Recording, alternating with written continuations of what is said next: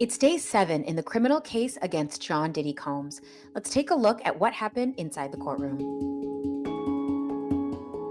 Singer Cassandra Cassie Ventura took the stand for a second day and continued to describe disturbing details of her treatment by Diddy. Ventura discussed medical issues, including infections and mouth sores she got as a result of participating in the freak offs that she said she had to do on an almost regular basis. She told jurors she developed an opioid addiction in order to cope with these sexual events. Ventura said she felt helpless and that she couldn't fight back or leave out of fear for more violence against her. Ventura also testified about blackmail that was used against her, where Diddy would threaten to release videos and pictures of the freak-offs if she were ever to report or leave him. Jurors saw photos of these injuries, as well as stills from the sex parties that Diddy allegedly orchestrated. Prosecutors ended their questioning of Ventura, and cross-examination by defense attorneys will begin tomorrow. To break down this intense day, let's bring back trial attorney Ann Bremner. Now, Anne, the jury saw some very disturbing photos today, bruises, a battered face. They saw a black eye. They heard about some of the medical issues she had to go through as a result of some of these sexual events. From a defense perspective, it's not looking too good. Would you say that? Absolutely. And jurors remember more how they feel about things than what they hear in terms of the words the lawyers use. So this was a very bad day for the defense. They've seen, of course, that hotel beating hallway video, I believe, more than once, and that's literally brutal.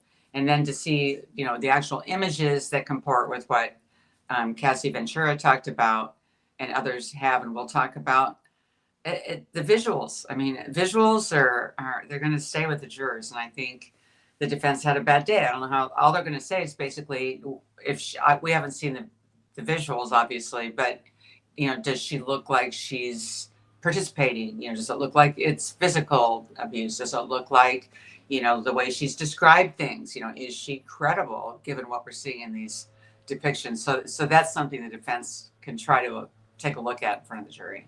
Do you think that prosecution's getting closer to establishing the elements for the charges with the racketeering and the sex trafficking? Like, are we getting closer to getting there?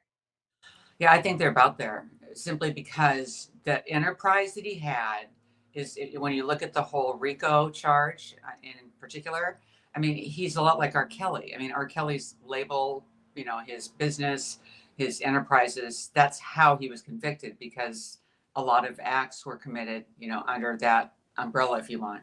And so when you look at Diddy, he had his own media, I don't know what you want to call it. He had actually his media station, didn't he? He had He clothing did. line, he had alcohol, he had, all the bad boy entertainment, all these different things where these people work for him, but they also work for him in the bad things, like the kidnapping, like the bribery, like the obstruction of justice. You need a pattern, but it can just be two other, crimes that under that umbrella of an enterprise, a criminal enterprise that's committing crimes that he's the head of.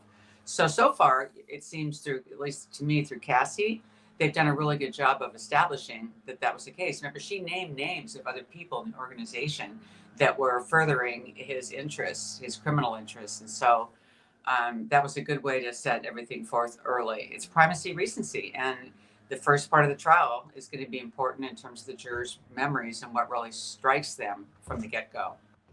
Cassie talked a lot about the blackmail today. She talked about the um, the threats that he would release the videos of the freak Right. off, so essentially like revenge porn. And I know the defense, their one of their main arguments is like consent, consent. Does revenge porn negate consent? I think so. I mean, she, the problem with her account on this though is that there were other people there, and she wasn't expressing a lack of consent. It wasn't clearly expressed. But yeah, revenge porn kind of trumps everything. The fact is, you didn't think it was going to go out in front of God and everybody. You didn't think it was going to be on the internet. You didn't think it was going to be on Snapchat. I mean, things like that. And he told her at times that it wasn't going to be. In fact, it was. Great. Thank you so much, Anne, for your insights. Really appreciate it.